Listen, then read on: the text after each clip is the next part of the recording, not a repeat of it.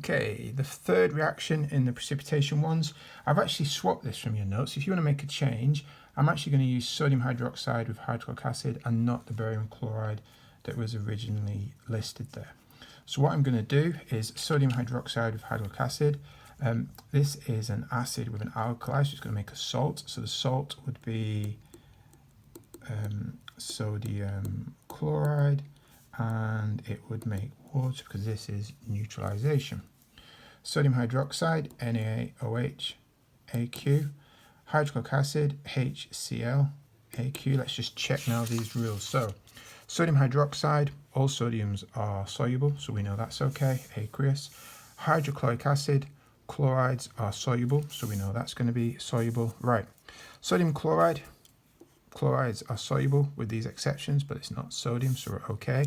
So this will also be AQ, and water is not a salt, so we don't have to worry about that. That's just a liquid. Okay, sodium chloride is NaCl. We've already said that's aqueous. Water is H2O, and it's a liquid. That equation is balanced. Notice something here. They are all aqueous. All the salts are aqueous. Therefore, there is not going to be a precipitating this reaction. That was a rogue one in there just to make sure when we're doing it in class, we could spot that not all these reactions will make a precipitate. The final one that we'll have a quick look at is copper sulfate with sodium hydroxide. Let's have a quick look at this one.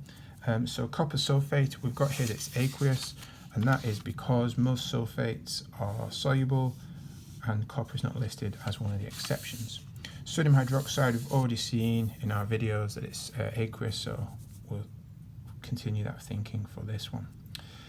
These two are going to swap, so we end up with copper hydroxide. So copper hydroxide and sodium sulfate. Okay, so there's my products of this reaction. If I go back to the rules for 1 second, copper hydroxide, so it tells me here that of hydroxide, sodium, potassium and ammonium are soluble, other hydroxides are insoluble. So this is going to be the solid, the precipitate. Let's just check here, sodium sulfate, we know that all the sodiums are soluble, so this will be AQ, okay? Copper sulfate is CuSO4, and that's aqueous. Sodium hydroxide is NaOH, and that's aqueous. Copper hydroxide is CuOH2, and that is the solid.